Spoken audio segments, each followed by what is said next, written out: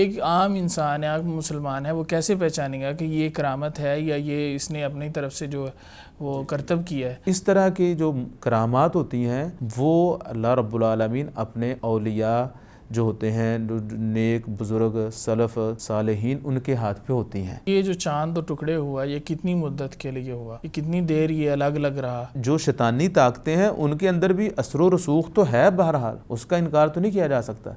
یہی ایک جو موحد ہے، جو توحید پرست ہے، جو مومن ہے، وہ پہچان لیتا ہے کہ یہ شعبدہ بازی ہے اور یہ دینداری ہے، یہ کرامت ہے۔ ڈاکٹر صاحب، آپ نے پہلے کہا کہ معجزہ جو ہوتا ہے یہ چیلنج ہوتا ہے، یعنی پوری انسانیت کے لیے چیلنج ہوتا ہے۔ تو اگر یہ معجزہ ہوا ہے تو سبھی کو نظر آتا، سب کے لیے چیلنج ہوتا، ہر ایک کے سامنے یعنی چیلنج ہوتا، وہ اس چیلنج کو فیس کرتا ہے۔ جنہوں نے مطالبہ کیا تھا ان کے مطالبے پر چاند دو ٹکڑے ہوا، انہوں نے نہیں مانا، تو آج کے لوگ اگر انکار کر دیں تو کون سی بڑی بات ہے؟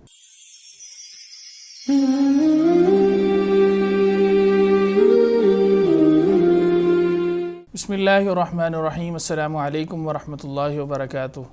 ناظرین کرام، آپ دیکھ رہے ہیں پروگرام عقیدہ ہی راہ نجات ہے اور میں ہوں آپ کا میزبان حافظ سعد الرحمن۔ ہمارے ساتھ موجود ہیں جناب ڈاکٹر ارشاد الحسن ابرار صاحب۔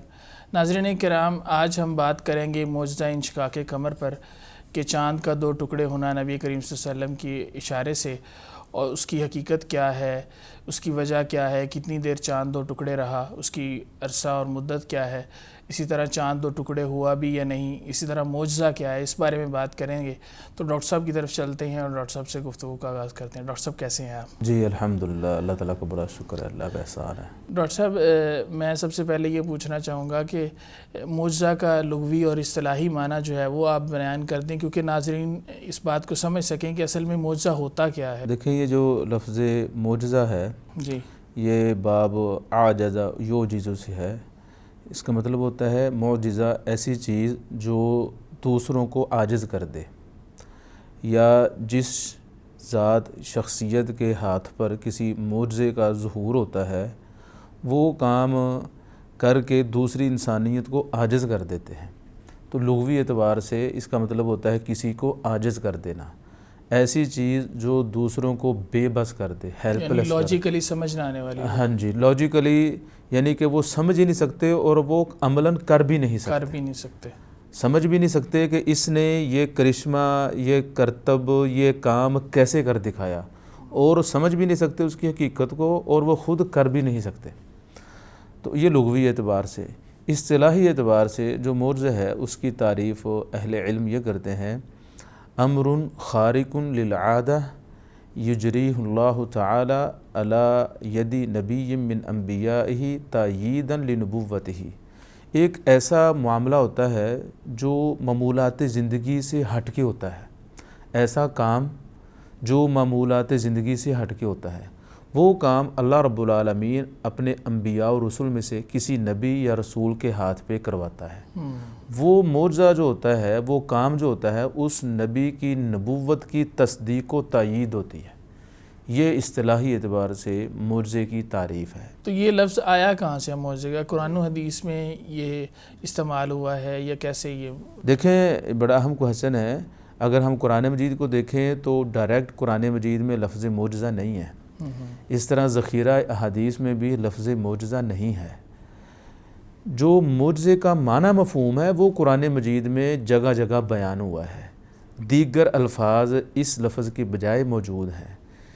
یہ قرآن و حدیث میں ڈائریکٹ لفظ موجود نہیں۔ دوسری صدی ہجری کے آخر میں یا تیسری صدی ہجری کے شروع میں جب مختلف علوم و فنون کی تدوین ہوئی، اس وقت باقاعدہ علم العقیدہ کی بھی تدوین ہوئی، تو تب یہ معجزہ کا لفظ اہل علم کے ہاں آیا۔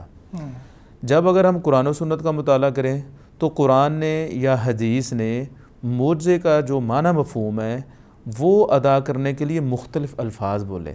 مثال کے طور پر لفظ آیا، آیتن، یہ لفظ جو ہے قرآن مجید میں معجزے کے لیے استعمال ہوا ہے۔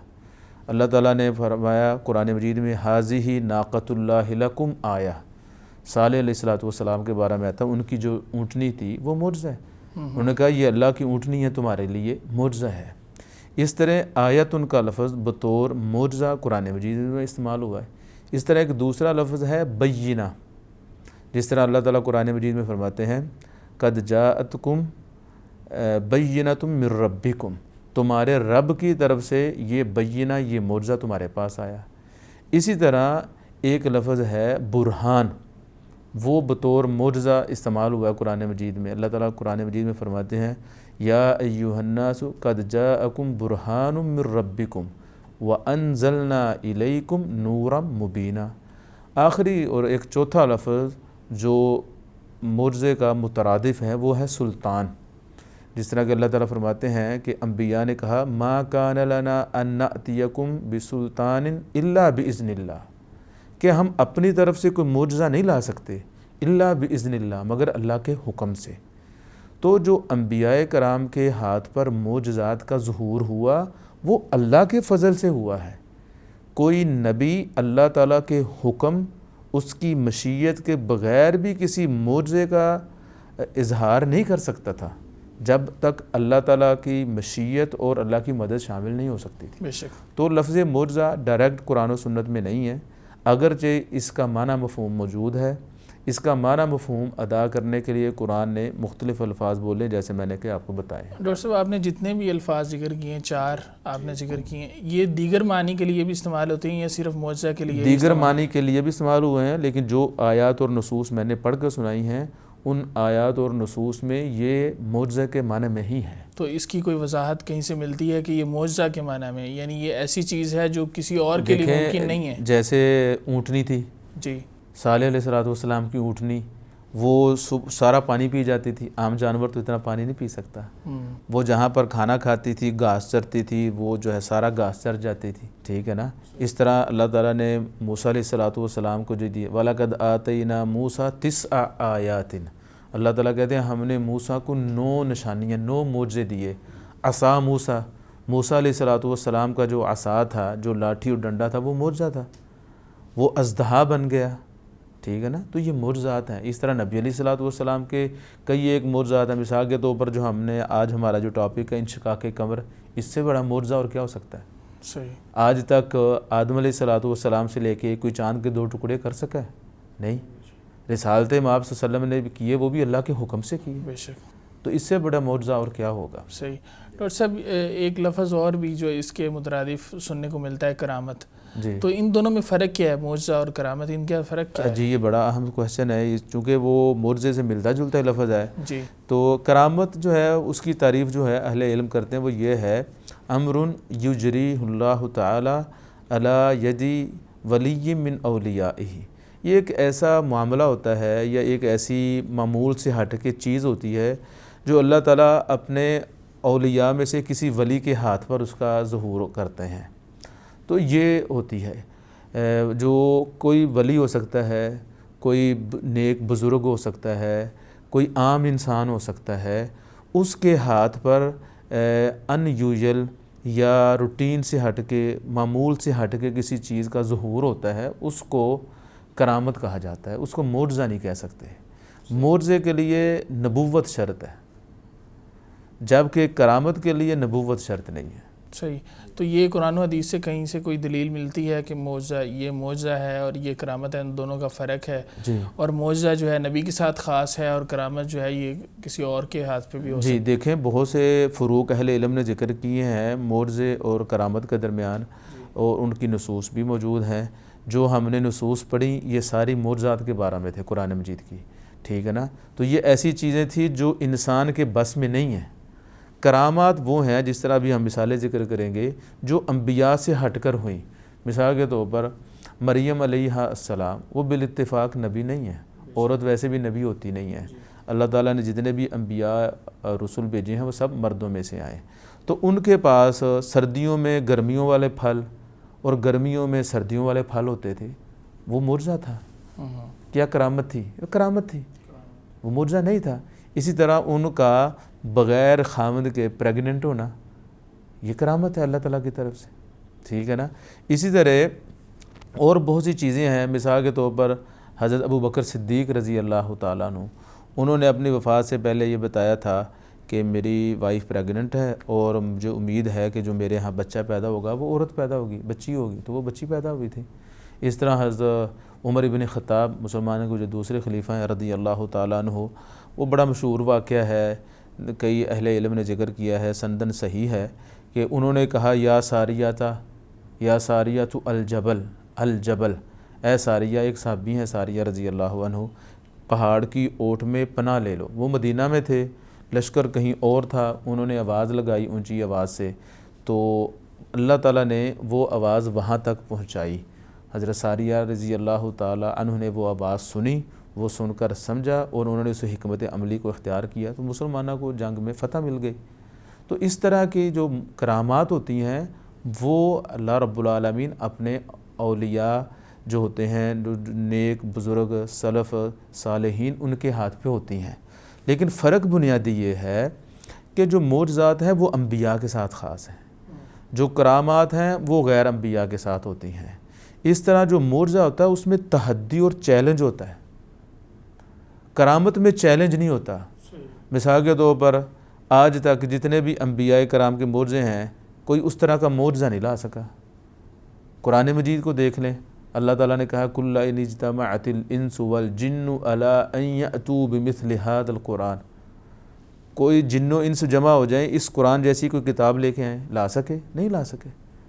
جب فرعون نے تمام جادوگروں کو اکٹھا کیا، موسیٰ علیہ السلام کو اکٹھا کیا، تو انہوں نے موسیٰ علیہ السلام سے کہا، موسیٰ علیہ السلام نے اپنا عصا پھینکا تو وہ جو ڈنڈا تھا وہ اژدہا بن گیا، وہ جتنے بھی چھوٹے چھوٹے سانپ تھے ان سب کو نگل گیا۔ آج تک کوئی اس طرح کی مثال پیش نہیں کر سکا۔ لیکن جو مریم علیہ السلام کے ساتھ جو کرامت ہوئی ہے جی کہ بغیر خامند کے وہ حاملہ ہوئی ہیں، پریگننٹ ہوئی ہیں، تو اس طرح بھی تو کوئی اور انسان کے لیے ممکن نہیں ہے کہ وہ اس طرح یعنی کر سکے۔ یہ بھی تو ایک چیلنج کی صورت ہو سکتی ہے۔ چیلنج کی صورت ہو سکتی ہے، لیکن وہ اللہ کے حکم سے ہوا نا، وہ اللہ کے حکم سے۔ معجزہ بھی اللہ کے حکم سے ہوتا ہے؟ معجزہ اللہ کے حکم سے ہوتا ہے، لیکن اس میں تحدی اور چیلنج ہوتا ہے۔ کرامت میں چیلنج ہوتا نہیں ہے۔ کرامت میں کیا ہوتا ہے، جب کرامت کا ظہور ہوتا ہے وہ ایک نفلی چیز ہے اور وہ ایک اللہ کی طرف سے انعام و اکرام ہوتا ہے، اس کو چھپایا جاتا ہے، اس کو نمایاں نہیں کیا جاتا۔ نبی جو ہوتا ہے معجزے کو نمایاں کرتا ہے، کیونکہ وہ معجزہ اس کی نبوت و صداقت کی دلیل ہوتی ہے۔ بسا اوقات کرامت کے نام پہ شعبدہ باز جو لوگ ہوتے ہیں، جو جادوگر ہوتے ہیں، ان سے بھی ایسی چیزوں کا ظہور ہوتا ہے، پھر تو وہ بھی دعویٰ کر سکتے ہیں۔ تو اس وجہ سے کرامت میں یا شعبدہ بازی میں چیلنج نہیں ہوتا۔ صحیح۔ کرامت یا شعبدہ بازی وہ دلیل اور حجت نہیں ہوتی، جبکہ معجزہ دلیل اور حجت ہوتی نبی کی نبوت اور صداقت کے لیے۔ اسی طرح جو معجزہ ہوتا ہے اس کا فائدہ دوسرے لوگوں کو ہوتا ہے، امت کو ہوتا ہے، امت کو پتہ چلتا ہے کہ یہ آدمی واقعی نبی ہے، جبکہ کرامت کا یا نعوذ باللہ جو شعبدہ بازی ہے اس کا فائدہ لوگوں کو نہیں ہوتا عام طور پر۔ تو پھر اس کا مقصد کیا ہوتا ہے؟ کرامت کا کیا مقصد ہے؟ کرامت کا مطلب ہوتا ہے اکرام سے ہے۔ اللہ تعالیٰ اپنے بندے کو دنیا کے اندر بھی یہ ظاہر کروانا چاہتے ہیں، جو اللہ والے ہیں اللہ تعالیٰ جس طرح آخرت میں ان کو نوازے گا، ایسے ہی دنیا کے اندر بھی اللہ تعالیٰ ان کو نوازتا ہے، ان کو عزت دیتا ہے۔ تو آپ نے جیسے ذکر کیا کہ شعبدہ باز بھی اپنے کرتب دکھاتے ہیں، تو ایک عام انسان ہے، عام مسلمان ہے، وہ کیسے پہچانے گا کہ یہ کرامت ہے یا یہ اس نے اپنی طرف سے جو وہ کرتب کیا ہے، اس کو کیسے پہچانا جا سکتا ہے؟ بڑا گڈ کویسچن ہے۔ اس کے حالات زندگی سے، اس کے طرز عمل سے، معمولات زندگی سے، اس کے عقائد و نظریات سے پتہ چلے گا یہ شعبدہ باز ہے یا کہ یہ ایک نیک عالم ربانی ہے، پنجگانہ نماز پڑھتا ہے، حلال حرام میں فرق کرتا ہے، قرآن و سنت کو عملاً مانتا ہے، اللہ اور اس کے رسول کا متبع ہے یا کہ نہیں۔ ان چیزوں سے فوراً پتہ چل جاتا ہے۔ آج تک آپ بتائیں کوئی شعبدہ باز جو ہے وہ دعویٰ کرتا ہو، سنت کے مطابق اس کا چہرہ ہو، پنجگانہ نماز پڑھتا ہو، حلال حرام میں فرق کرتا ہو، آنکھوں میں حیا ہو، اس کا عقیدہ کہ صرف ایک اللہ ہی عبادت کے لائق ہے، کوئی اور عبادت کے لائق نہیں، اللہ ہی مشکل کشا ہے، اللہ ہی حاجت روا ہے، کسی شعبدہ باز کا یہ عقیدہ نہیں، ایسا نہیں ہوتا۔ ڈاکٹر صاحب اگر کوئی شعبدہ باز ہے وہ اس طرح کرتا ہے، ظاہری بات ہے لوگوں کے پیروکار بھی ہوتے ہیں، جی جی، ہمارے ہاں تو ہو سکتا ہے وہ گمراہ ہے، لیکن اس کے جو پیروکار ہیں وہ تو اس کو کرامت ہی سمجھ رہے ہوتے ہیں۔ وہ تو پھر جب دجال آئے گا وہ تو لوگ اس کو بھی سمجھیں گے، یہ تو اللہ تعالیٰ کا نظام ہے۔ دجال کے بھی تو لوگ پیچھے چلیں گے نا۔ دجال کو بھی اللہ تعالیٰ نے کچھ معمول سے ہٹ کے کچھ اختیارات تو دیے ہیں نا۔ وہ زمین کو کہے گا ضمیر جو ہے وہ انگوریاں اگانا شروع کر دے گی، آسمان بارش برسائے گا، وہ سب دجل اور فریب ہوگا۔ یہ جو شعبدہ باز ہیں، جو جادوگر ہیں، یہ انسان کی آنکھوں پہ جادو کرتے ہیں، ان کے پاس خدائی اختیارات قطعاً نہیں ہوتے۔ تو اس لیے جو شیطانی طاقتیں ہیں ان کے اندر بھی اثر و رسوخ تو ہے، بہرحال اس کا انکار تو نہیں کیا جا سکتا۔ یہی ایک جو موحد ہے، جو توحید پرست ہے، جو مومن ہے، وہ پہچان لیتا ہے کہ یہ شعبدہ بازی ہے اور یہ دینداری ہے، یہ کرامت ہے۔ تو جو معجزہ ہوتا ہے اس کی کچھ اقسام بھی ہوتی ہے، ایک ہی طرح کے تمام تر معجزات جو ہوتے ہیں وہ ایک ہی طرح کے ہوتے ہیں؟ جی نہیں، بنیادی طور پر کچھ اہل علم نے معجزات کو 2 اقسام میں تقسیم کیا ہے۔ کہتے ہیں کچھ معجزات ہوتے ہیں حسیہ اور موقتہ، معجزات حسیہ اور موقتہ۔ حسیہ مطلب حس سے آپ دیکھ سکتے ہیں معجزات کو، پکڑ بھی سکتے ہیں، اس معجزے کو پکڑا بھی جا سکتا ہے، دیکھا بھی جا سکتا ہے، اور وہ موقتہ وقتی طور پر ہوتے ہیں، کچھ وقت کے لیے ہوتے ہیں۔ جس طرح کہ حضرت موسیٰ علیہ السلام کا وہ ڈنڈا تھا، لاٹھی تھی، وہ ایک حسی معجزہ تھا جو نظر آ رہا تھا، ٹھیک ہے، اور وقتی طور پر تھا، ہمیشہ ہمیشہ کے لیے نہیں تھا۔ یا وہ انبیاء اور رسول کی وفات کے ساتھ ختم ہو گئے وہ معجزات، ٹھیک ہے نا۔ اسی طرح جو ہے نبی علیہ السلام کی انگلیوں سے پانی کا نکلنا، یا انشقاق قمر کا معجزہ، یہ جو معجزات ہیں یہ وقتی تھے، اس وقت کے لوگوں کے لیے تھے، بعد میں ختم ہو گئے، ٹھیک ہے نا۔ تو ان کو کہا جاتا ہے معجزات حسیہ موقتہ۔ کچھ معجزات ہیں عقلیہ خالدہ الی یوم القیامہ، تا قیامت تک کے لیے۔ اس کی مثال سب سے اہم اور سب سے پہلی وہ قرآن مجید ہے۔ اللہ تعالیٰ نے قرآن مجید میں کئی جگہ پہ چیلنج کیا ہے پوری انسانیت کو۔ ابھی ہم نے آیت پڑھی کل ان اجتمعت الانس والجن علی ان یأتوا بمثل ھذا القرآن، کہ اس جیسا قرآن لے کے آؤ، جن و انس کو جمع کر لو، تم نہیں لا سکتے۔ تو یہ جو معجزہ ہے یہ ہمیشہ ہمیشہ کے لیے۔ کچھ معجزات وقتی ہوتے ہیں اور زیادہ تر معجزات ایسے ہی ہیں، کچھ معجزات ہمیشہ ہمیشہ کے لیے ہوتے ہیں۔ صحیح۔ تو اصل جو ہمارا اس پروگرام کا آج کی اس کا جو ٹاپک ہے معجزہ انشقاق قمر، جی جی، یہ کیا ہے، اس کی حقیقت کیا ہے؟ کیا واقعی اللہ کے نبی صلی اللہ علیہ وسلم کے ہاتھ سے چاند 2 ٹکڑے ہوا؟ اس بارے میں وضاحت۔ جی دیکھیں، بالکل ایسے ہی ہے۔ کچھ معجزات ایسے ہیں جن کا صرف قرآن مجید میں ذکر ہے، کچھ معجزات ایسے ہیں جن کا صرف احادیث میں ذکر ہے، کچھ معجزات ایسے ہیں جن کا قرآن میں بھی ذکر ہے اور حدیث میں بھی ذکر ہے، جس طرح اسراء و معراج کا معجزہ ہے۔ ایسے ہی ہمارا جو آج کا ٹاپک ہے معجزہ انشقاق قمر، اس کا قرآن مجید میں بھی ذکر ہے اور احادیث میں بھی ذکر ہے۔ قرآن مجید میں اللہ تعالیٰ فرماتے ہیں اقتربت الساعۃ وانشق القمر، قیامت قریب ہے اور چاند 2 ٹکڑے ہو گیا۔ تو یہ قرآن نے کہہ دیا ہمارے لیے، تو ایک مومن کے لیے یہ حرف آخر ہے قرآن کی بات۔ اس طرح حدیث میں آتا ہے، بخاری شریف میں حدیث ہے، حضرت انس بن مالک، عبداللہ بن مسعود، دیگر صحابہ کرام سے مروی ہے، بخاری شریف میں ہے، مسلم میں ہے، اور دیگر کئی کتب میں یہ روایات موجود ہیں۔ وہ فرماتے ہیں ان اہل مکہ سألوا رسول اللہ صلی اللہ علیہ وسلم آیتاً، اہل مکہ نے نبی علیہ السلام سے سوال کیا۔ اس حدیث میں بھی آیت کا لفظ ہے، معجزے کا لفظ نہیں ہے۔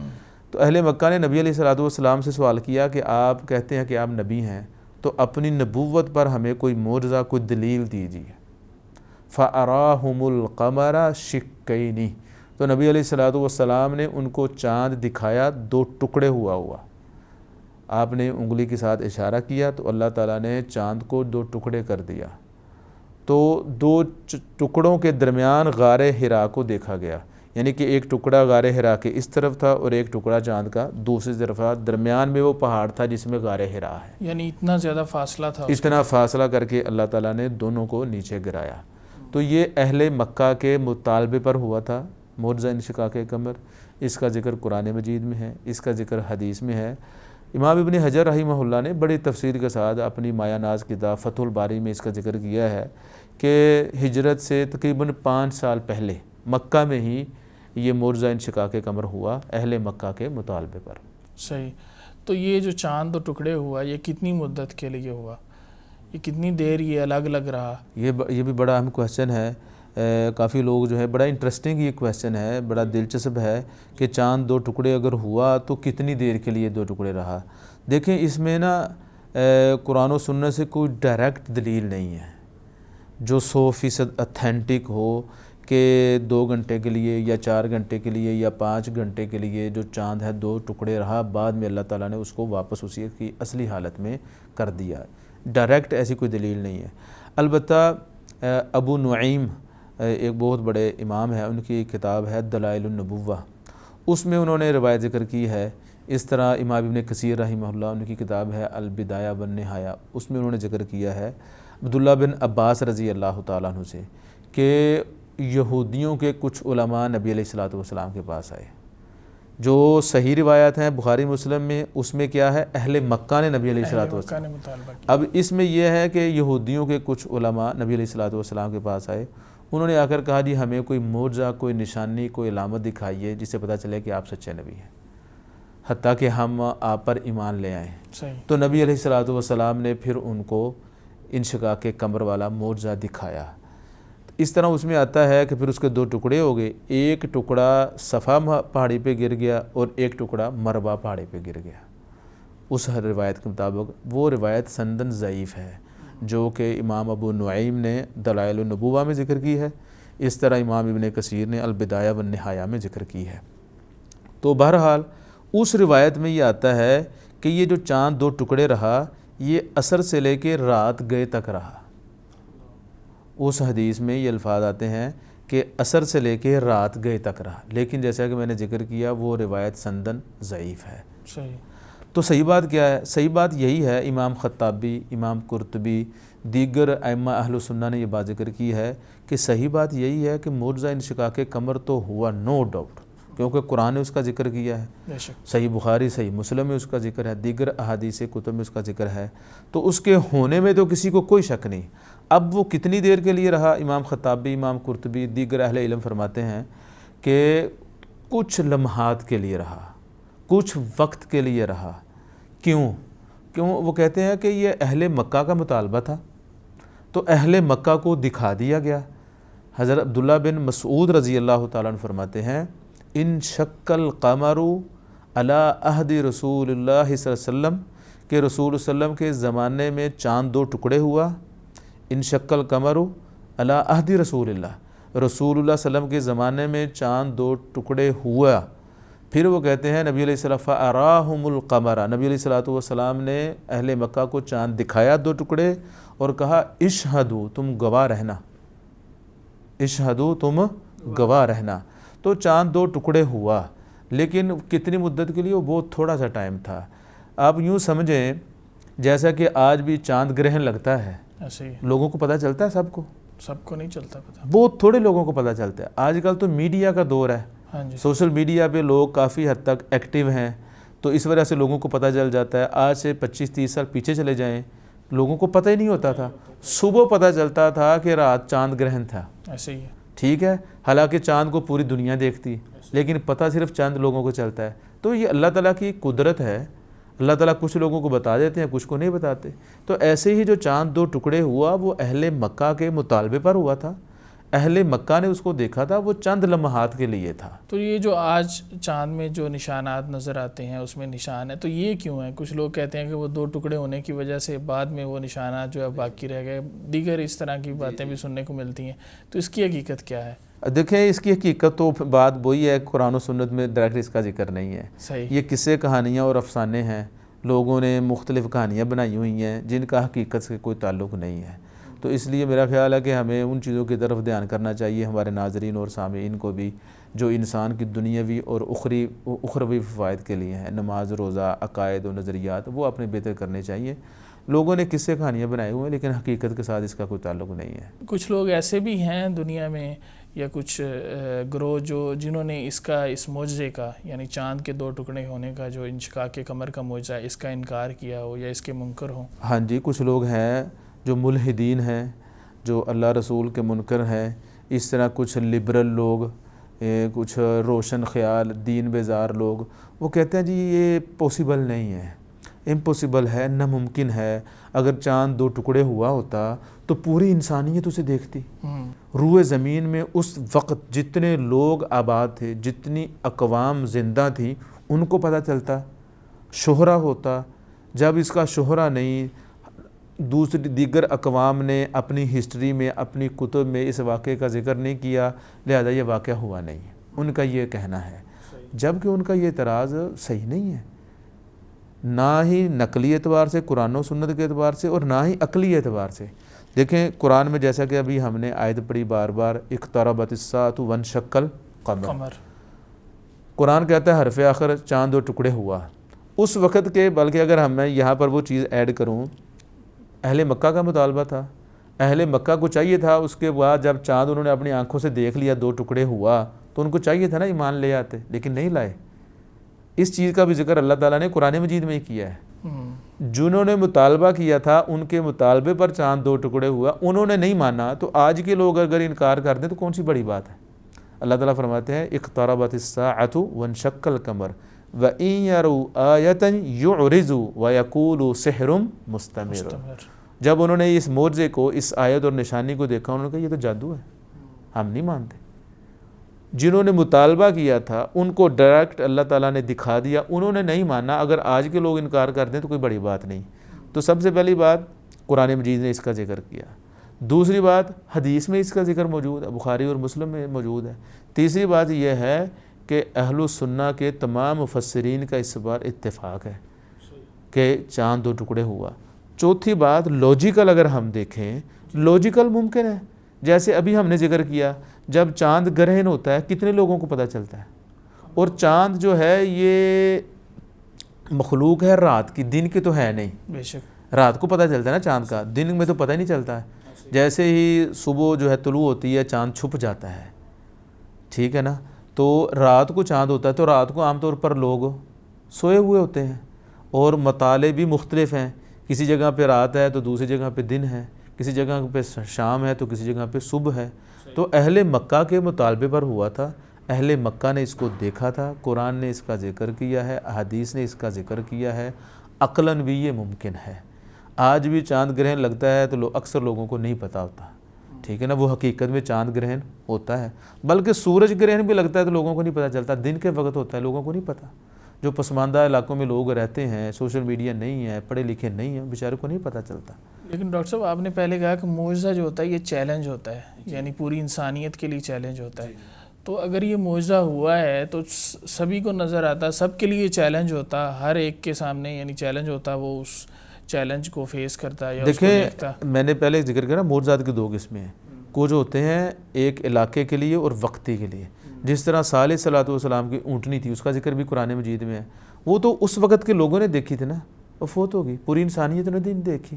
رسالت مآب صلی اللہ علیہ وسلم کی انگلیوں سے پانی نکلا نا، وہ تو اس وقت موجود جو صحابہ کرام تھے انہوں نے دیکھا، سب لوگوں نے تو نہیں دیکھا۔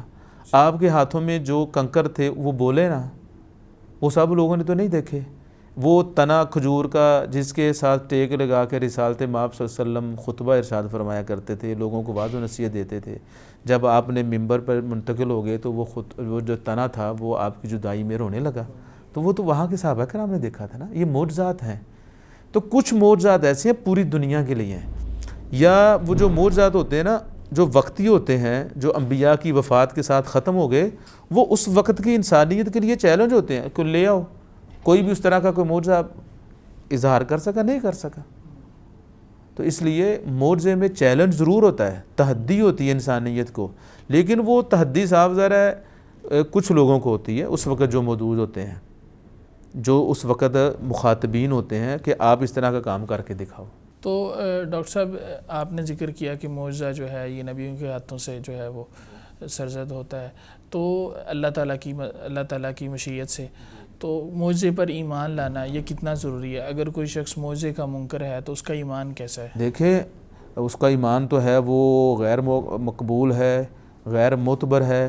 معجزات پر ایمان لانا یہ انبیاء پر ایمان لانے کا حصہ ہے۔ صحیح۔ ایمان کی تعریف ہی رسالت مآب صلی اللہ علیہ وسلم نے کی، جب آپ سے پوچھا جبریل امین علیہ السلام نے مل ایمان، ایمان کیا ہے؟ تو انہوں نے فرمایا ان تؤمن باللہ و ملائکتہ و کتبہ و رسلہ، رسولوں کا ذکر کیا، رسولوں پر ایمان لانا۔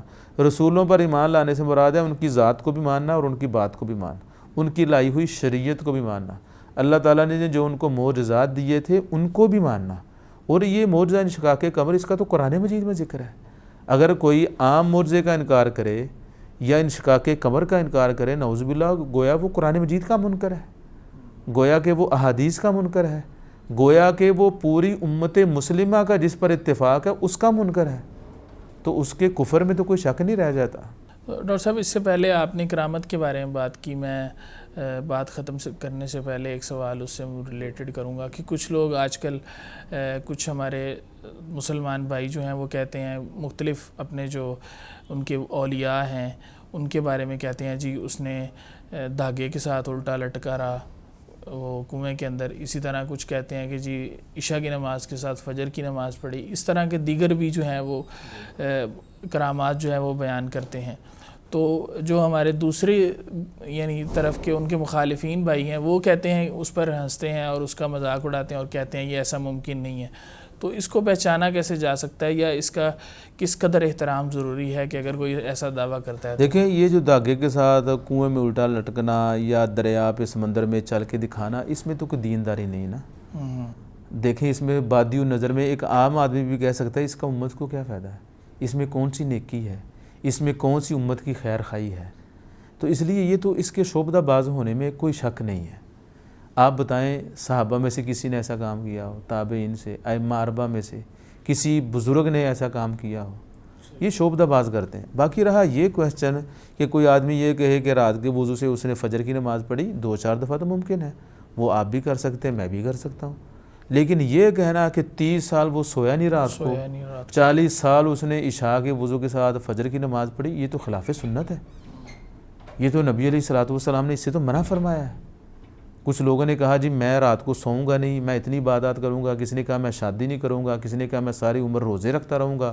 نبی علیہ الصلوۃ والسلام کو جب یہ پتہ چلا کہ صحابہ کرام اس طرح کی خواہشات کا اظہار کر رہے ہیں, تو آپ کا چہرہ جو ہے وہ غصے سے سرخ ہو گیا. آپ علیہ الصلوۃ والسلام نے فرمایا میں تم سے زیادہ اللہ تعالیٰ کو پہچاننے والا ہوں, اللہ تعالیٰ سے زیادہ ڈرنے والا ہوں, اس کے باوجود میں روزے رکھتا بھی ہوں, چھوڑتا بھی ہوں, رات کو سوتا بھی ہوں, اٹھ کے نماز بھی پڑھتا ہوں, میں نے شادیاں بھی کی ہوئی ہیں, میرے سارے معاملات انسانوں جیسے ہیں. ہاں میں نبی ہوں, میرے اوپر وحی نازل ہوتی ہے, وما ينطق عن الهوى ان هو الا وحی یوحی. تو 2-4 دفعہ یا کبھی انسان یہ کہہ لے یا کوئی بتائے کہ میرے والد صاحب یا ہمارے استاذ محترم وہ عشاء کے وضو کے ساتھ فجر پڑھ لیتے تھے کبھی کبھار, تو یہ بات سمجھ میں آتی ہے کبھی کبھار. لیکن معمول ایسا ہونا یہ تو خلاف سنت ہے. صحیح. یا 20-30 سال ایسا کرنا یہ تو ایک جو ہے نا بلنڈر جھوٹ ہے. کوئی شخص نماز پڑھنے کے لیے بس سے اتر گیا, تو اس سے اترنے کی وجہ سے وہ بس کا وقت ہو گیا چلنے کا, تو وہ چل نہیں سکی جب تک وہ واپس نہیں آیا. تو اس طرح کی بات ہونا کہ کیا یہ بھی کرامت میں یہ اس طرح کی بات ہو سکتی ہے, اس طرح کی کوئی بات بڑی نہیں ہے. جیسے ابھی ریسنٹلی وہ جو ایک چل واقعہ رہا ہوا ہے سوشل میڈیا پہ, سوشل میڈیا پہ ایک واقعہ چل رہا ہے کہ لیبیا کا ایک آدمی ہے, تو اس کا نام عامر القذافی تھا. اب وہ مجھے نہیں پتا وہ واقعہ سچا یا جھوٹا ہے, لیکن اگر سچا ہو تو اس طرح کے واقعات ہو سکتے ہیں, کوئی بڑی بات نہیں. یہ کرامت ہوتی ہے کہ اس طرح کے واقعات. بلکہ مجھے ایک سچا واقعہ بھی یاد ہے, سعودی عرب کا واقعہ ہے, کافی پرانا ہے, کہ وہ ایک آدمی اپنی بچی کے ساتھ ٹریول کر رہا تھا, بائی ایئر اس نے سفر کرنا تھا. تو ایئرپورٹ پہ تھے وہ ویٹنگ روم میں, تو وہ بچی تھی چھوٹی, وہ ایسے ہی کھیلتی کھیلتی کہیں دور چلے گئی.